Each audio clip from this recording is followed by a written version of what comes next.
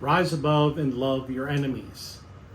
Rise above and love your enemies. I have been inspired to meditate on those very words by the Holy Spirit because you and I and many others have been caught up in the debates and this whole election process, this election season. And I, like many of you, may have been caught up in arguing with one another on social media or in person.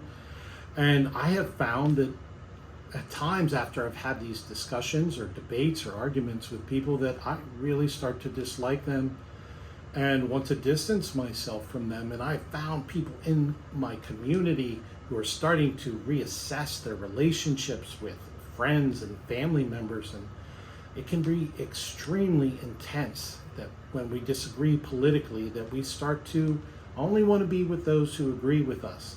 And yet, Jesus encourages us to love our enemies. So one way that we're encouraged to love our enemies is to pray for them. So I'm praying for any of you that I've disagreed with, who've disliked what I've said, who we don't see eye to eye, so that I can be at peace and that maybe you can be at peace and that we can continue to love one another.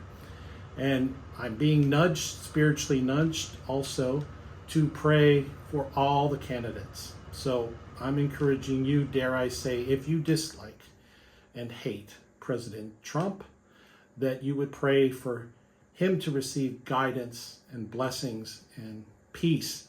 And dare I say once again that if you dislike or hate Kamala Harris, that you would pray that she would be given wisdom, grace, and guidance. Either way, we're going to have to accept one way or another. One of them is going to be president.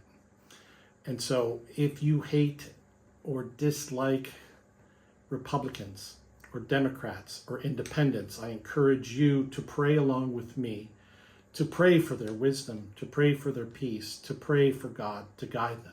So won't you join me in this prayer to rise above and love our enemies, to love our frenemies, to love those we disagree with, that we may move forward with love, peace, and hope. Thank you very much.